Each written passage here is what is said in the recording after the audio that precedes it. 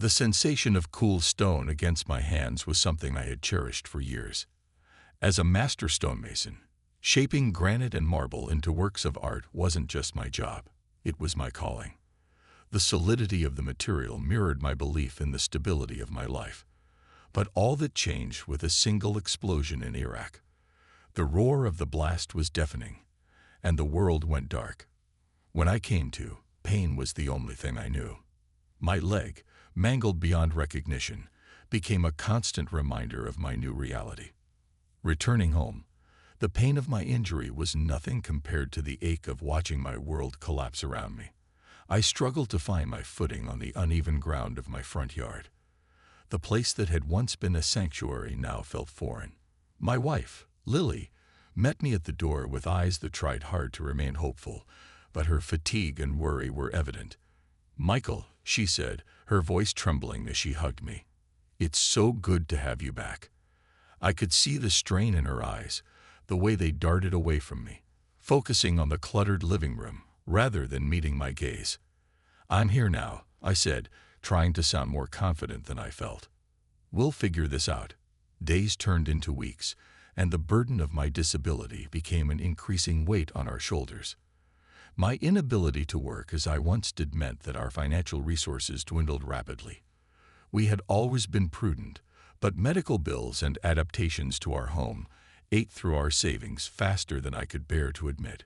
One evening, as I sat in the living room with my prosthetic leg propped up, Lily paced nervously, her face lined with worry. She stopped abruptly and turned to me. "Michael, I've been thinking," she started hesitantly. "The bills are piling up, and I don't know how much longer we can manage like this." I looked up from my spot on the couch, my heart sinking. "Lily, we'll get through this. I just need to." "No, Michael." She cut me off gently but firmly. "It's not just the bills. It's everything. You can't work, and I'm struggling to keep up with everything on my own. Sophie and we need stability." The words hit me like a punch. "Are you saying?" My voice faltered. Lily looked at me with tears in her eyes. "I don't know what else to do. I think it's best if Sophie and I find somewhere we can start over. Somewhere with more security. I'm sorry, Michael. I just can't see a way forward from here." Her words were a heavy blow. I wanted to protest, to convince her that we could make it work, but the reality was undeniable. The financial strain was just one part of the problem. My injury had eroded the stability we once had. The night before Lily and Sophie left, I lay in bed, staring at the ceiling. I heard Lily softly say goodnight to Sophie, trying to keep the atmosphere light for our daughter's sake. My heart ached with the knowledge that I was failing them in the most fundamental way. The next morning, the house was eerily quiet. Lily packed the last of their belongings into the car. I stood in the doorway, watching as she carefully buckled Sophie into the back seat. There were no grand gestures, no dramatic farewells, just the quiet resignation of a family parting ways. "Take care of yourselves," I managed to say, my voice breaking. Lily nodded, her eyes full of unshed tears. "We will. We need to find a new path. I hope you find a way too." With that, they drove off, leaving me alone in the emptiness of the house.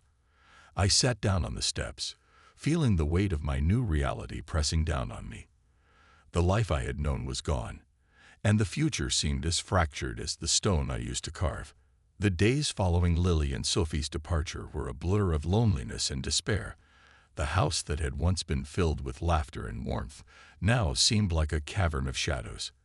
The empty rooms echoed with memories of better times, each corner a reminder of what I had lost. I shuffled through the house in the mornings, attempting to keep a semblance of routine. The remnants of family life. Sophie's toys, Lily's neatly arranged cookbooks, the family photos on the walls, stood as silent witnesses to my new reality. One afternoon, I decided to clear out the garage, hoping that the physical activity might help distract me from the emotional turmoil. I was sorting through old tools and equipment when my phone buzzed with a message. It was from Lily. "Michael, I hope you're okay. Sophie misses you. I'm sorry it had to come to this." The words stung, and I felt a wave of anger and sadness rise within me. I wanted to respond, to tell her how much I missed them and how I was struggling, but the message felt like a cruel reminder of my helplessness. The garage door creaked open as I was finishing up, and I turned to see my neighbor Tom, standing at the threshold. His face was a mix of concern and pity. "Hey, Michael," he called out, stepping inside. "I thought I'd check on you." Heard Lily and Sophie left. "Yeah, they did," I said, trying to keep my voice steady. They needed to get away. It was the right decision for them.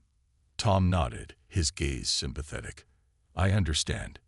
You know, if you need anything, some help around the house or just someone to talk to, don't hesitate to ask." "Thanks, Tom," I said, though I felt a pang of embarrassment. "I'll manage. It's just a lot to take in." Tom offered a reassuring smile. "I know it's tough. Just remember, we're all here for you." As he left, I couldn't shake the feeling of isolation that had settled over me. The house felt colder and emptier than ever before.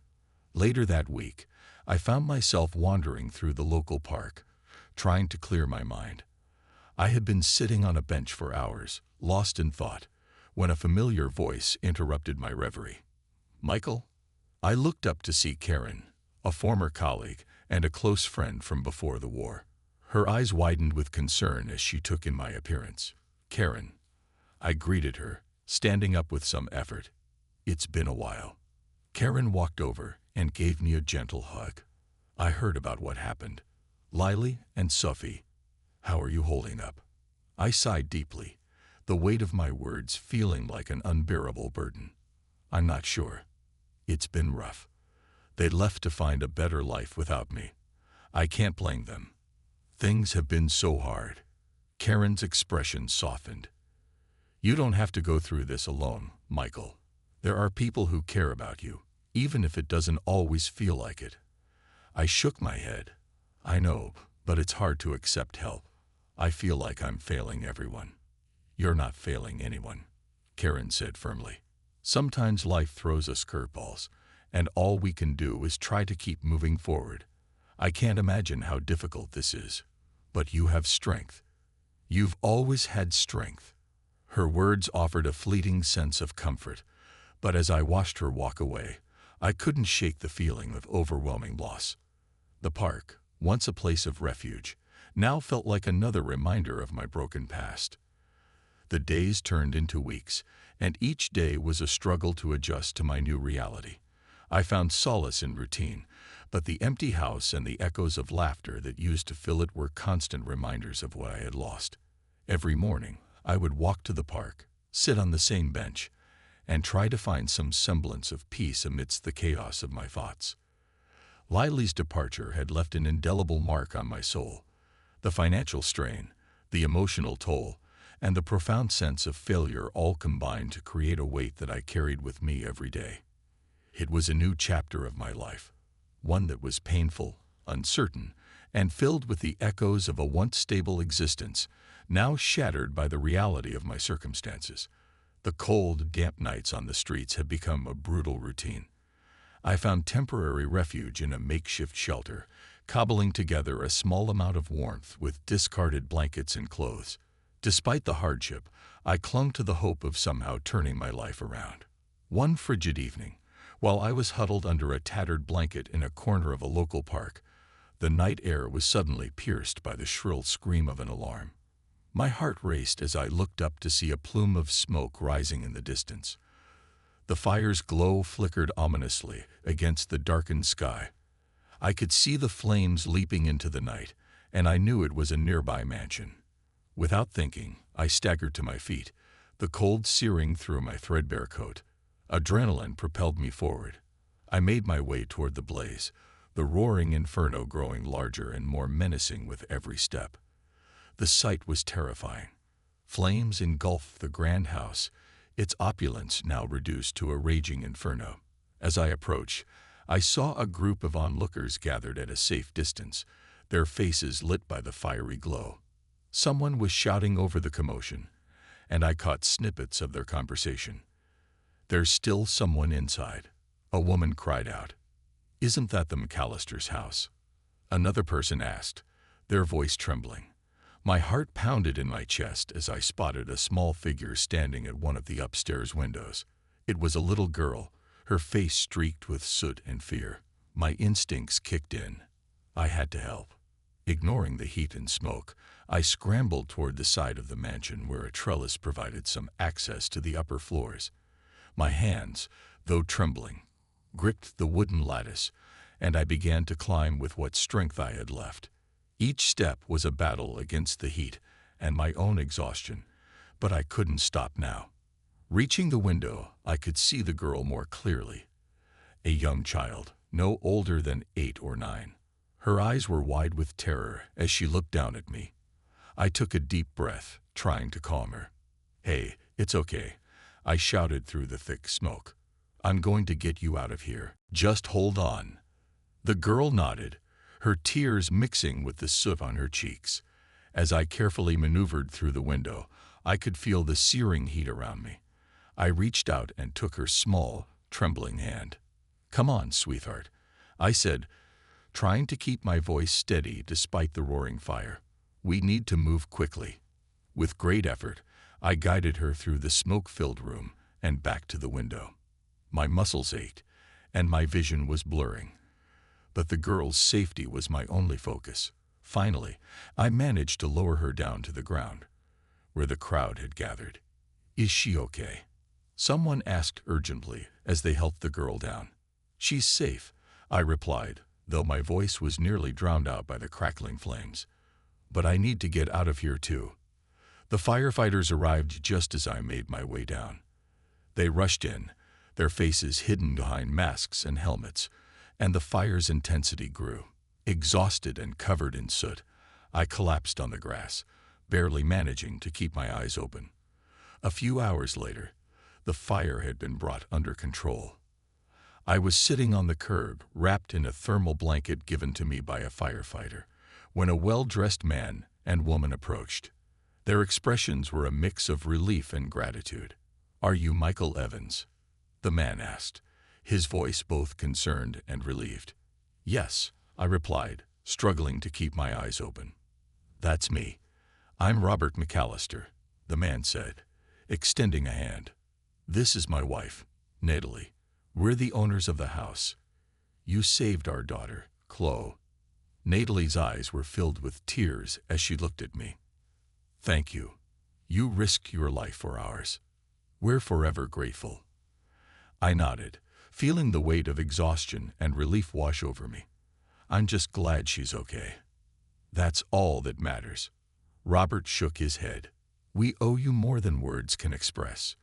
If there's anything you need." "I'm just glad she's safe," I interrupted, feeling a pang of pride and humility. "But if it's not too much trouble, I could use a job. I'm looking to get back on my feet." Robert's eyebrows rose in surprise. "Of course. We'll discuss the details later, but for now, please take care of yourself."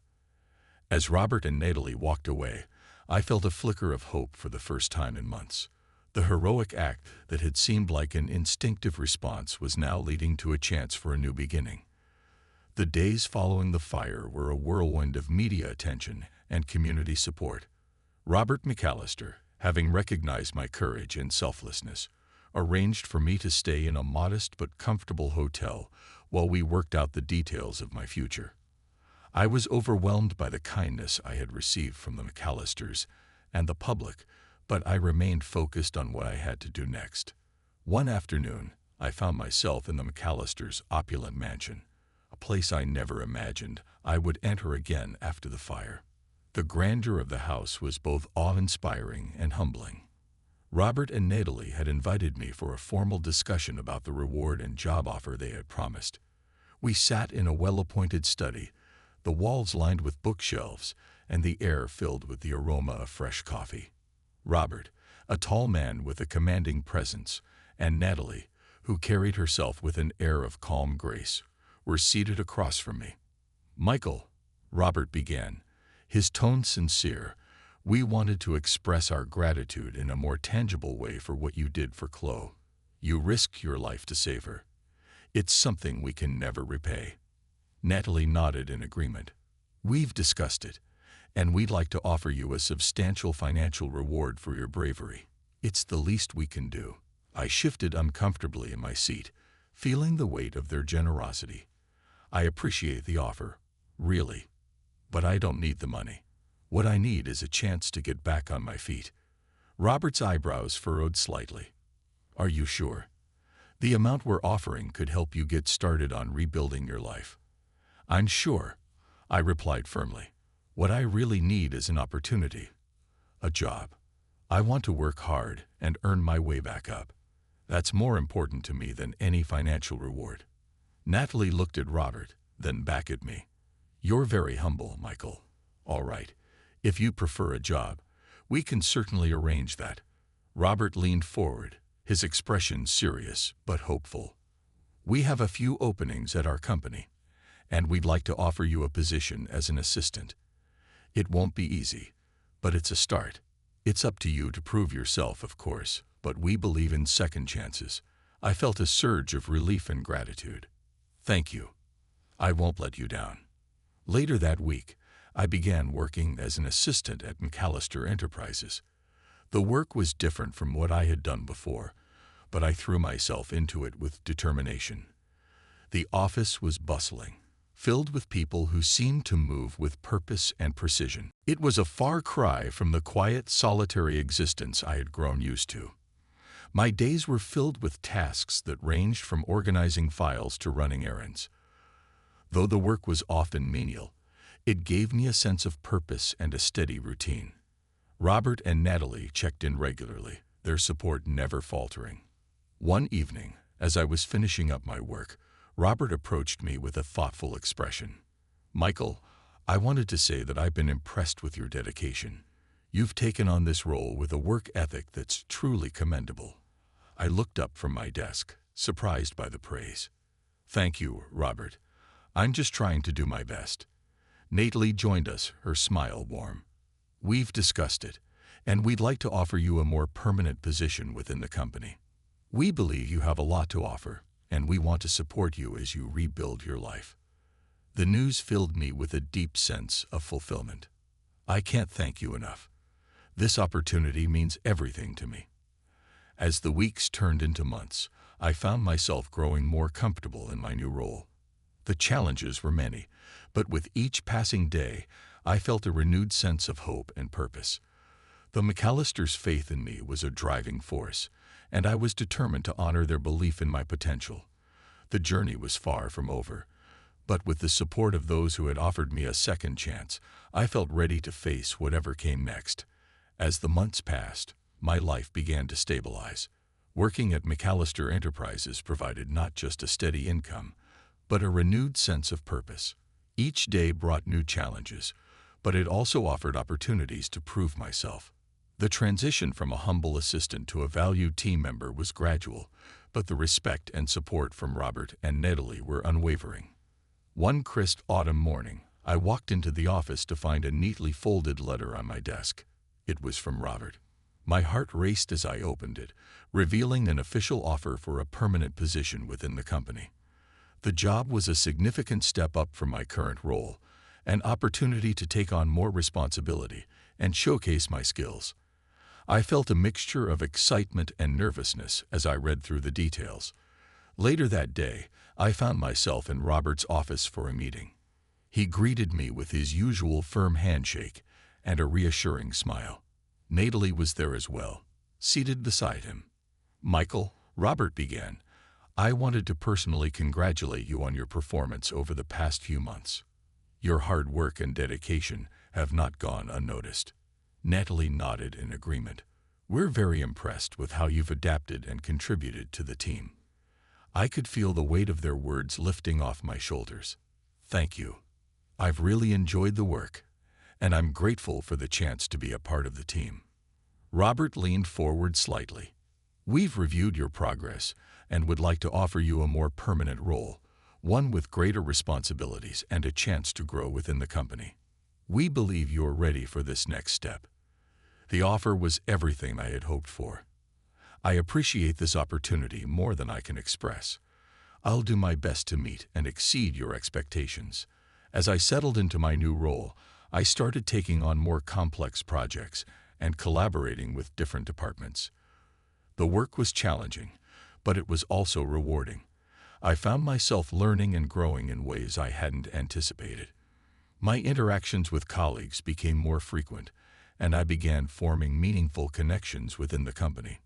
One evening, after a particularly successful project presentation, I was catching up on some work when Natalie stopped by my desk. She had a warm smile on her face.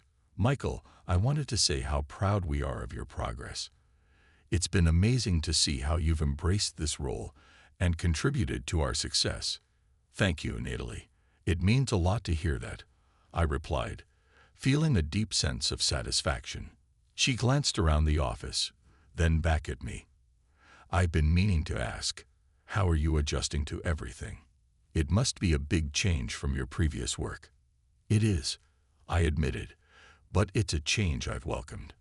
This job has given me a new sense of purpose and direction. I'm grateful for the fresh start." Natalie's eyes softened with empathy. "You've certainly earned it. I hope you know that we're here to support you every step of the way." The reassurance from both Robert and Natalie gave me the confidence to continue pushing forward. As I settled into my new role, I found myself not only rebuilding my career, but also rediscovering a sense of hope and self-worth. The path ahead was still uncertain, but for the first time in a long while, I felt optimistic about the future. The support of the McAllisters, combined with my own determination, provided a solid foundation upon which I could build a new life. With each passing day, I grew more accustomed to my new responsibilities and the sense of accomplishment that came with them. The challenges of the past were still a part of my life, but they no longer defined me. Instead, it was the promise of new beginnings and the chance to rebuild that guided me forward. The fresh start I had longed for was finally within reach, and it felt both exhilarating and overwhelming. My new role at McAllister Enterprises had given me a solid footing, but it was the personal and professional growth that truly marked this new chapter of my life. One brisk December morning, I walked into the office with a renewed sense of purpose. The holiday season was approaching, and the office was adorned with festive decorations. I noticed the camaraderie among my colleagues, a stark contrast to the loneliness I had felt before. Robert and Natalie had invited me to a company holiday party, an event I was both excited and nervous about. As the party approached, I found myself wondering how I would fit into this new social sphere. Despite my initial apprehensions, I was eager to join in the celebrations and further integrate myself into the McAllister family. On the day of the party, the office was transformed into a winter wonderland. Twinkling lights adorned the walls, and the smell of pine and cinnamon filled the air. Employees mingled, their laughter and conversation creating a warm, inviting atmosphere. I spotted Robert and Natalie near the buffet table and made my way over to them. Robert greeted me with his characteristic warmth. "Michael, glad you could make it. How are you finding the new role?" "I'm really enjoying it," I replied, feeling more at ease with each interaction. "It's been a great experience so far." "I'm looking forward to the party tonight," Natalie chimed in, holding a glass of sparkling cider. "We're happy to have you here. It's been wonderful to see how you've settled in and contributed to the team." The evening continued with mingling and festivities. I found myself engaged in conversations with several colleagues, each one more encouraging than the last. As the night went on, Robert approached me with a friendly smile. "Michael, can we have a word in private?" he asked, gesturing towards a quieter corner of the room. I followed him, curious about the request. Once we were out of earshot, Robert spoke earnestly. "I wanted to take a moment to personally thank you for your hard work this year. Your dedication hasn't gone unnoticed, and it's made a significant difference here." "I appreciate that, Robert," I said, feeling a swell of gratitude. "It's been a pleasure to be part of the team." Robert's expression softened. "I also wanted to let you know that we're planning to promote you to a managerial position in the new year. Your performance has shown that you're ready for more responsibility." The news took me by surprise. I had hoped for growth but hadn't anticipated this level of recognition so soon. That's incredible news, Robert. I'm honored and excited for the opportunity. Great, he said with a nod. We'll discuss the details after the holidays, but I wanted you to know that we're confident in your ability to take on this new role. Later in the evening, Natalie joined us and handed me a small, neatly wrapped gift. A little something for the holidays, she said with a smile. I opened the gift to find a beautiful leather planner. Thank you, Natalie. This is wonderful. I thought it might help you with the new responsibilities, she said. You've worked hard, and you deserve a fresh start. As the night wound down, I felt a deep sense of contentment. The support and encouragement I had received from Robert and Natalie, along with the positive interactions with my colleagues, had reinforced my belief in this new beginning. The challenges of the past were still part of me, but they no longer define my future. The holiday party marked a turning point. It was a celebration not just of the season, but of new beginnings and personal growth. I was ready to embrace the opportunities ahead with renewed determination, knowing that the foundation for a fresh start had been firmly laid. The following morning, as I reflected on the events of the party and the promise of a managerial position, I felt a profound sense of hope. The path ahead was filled with possibilities, and for the first time in a long while, I looked forward to the future with optimism and excitement.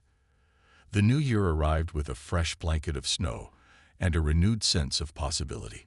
My promotion to a managerial position at McAllister Enterprises had not only been a significant milestone, but also a turning point in my personal journey.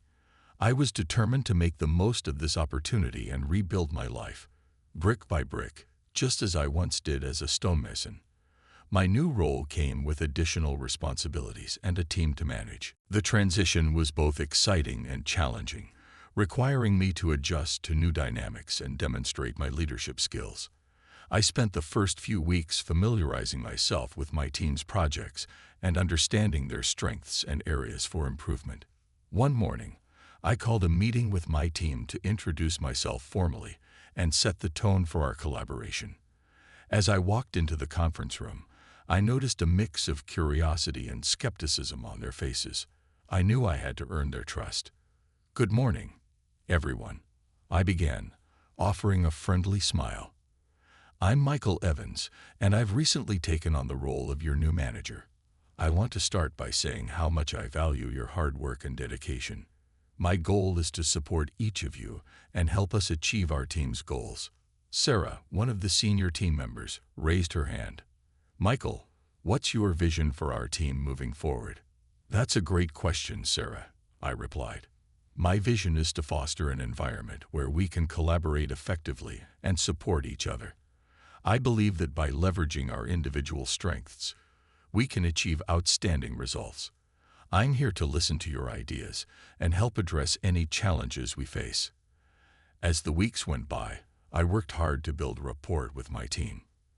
I held regular one-on-one meetings to understand their perspectives and provide support.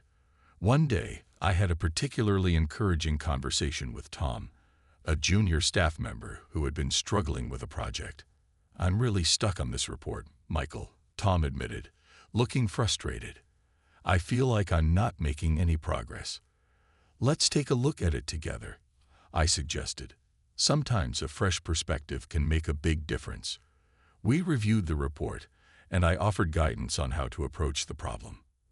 By the end of the meeting, Tom's confidence was restored, and he thanked me for my assistance. I really appreciate your help, Tom said. It's great to know you're approachable and willing to jump in when we need it. Anytime, Tom, I replied with a reassuring smile. That's what we're here for, to support each other. Outside of work, my life was also beginning to stabilize. I had managed to find a modest apartment in a quieter part of town, one that provided a peaceful sanctuary after a long day. It wasn't luxurious, but it was a place where I could start fresh. One evening, I received a call from Lily. Our conversations had become less frequent since she left, but we had maintained a cordial relationship for Sophie's sake. Hello, Michael, Lily said, her voice a mixture of warmth and hesitation. I wanted to check in and see how things are going with you. It's been going well, I replied. I've started a new role, and it's been challenging but rewarding. I'm slowly getting back on my feet.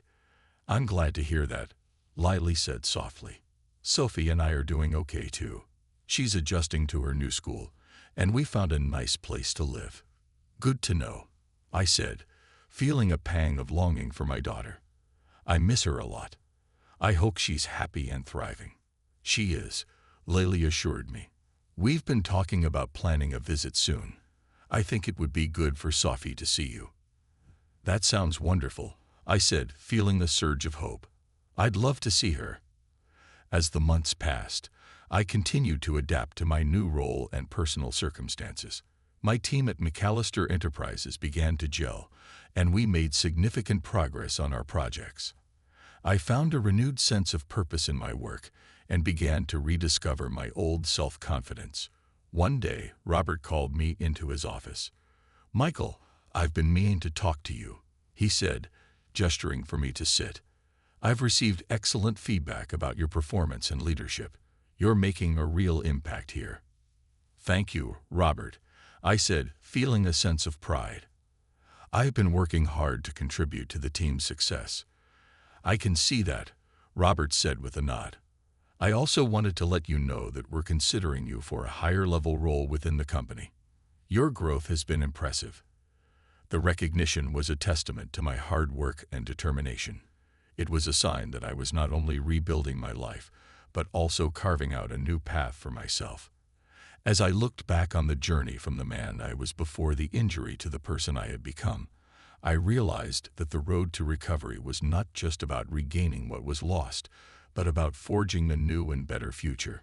With each passing day, I continued to build on the foundation of my fresh start, embracing the challenges and celebrating the victories along the way.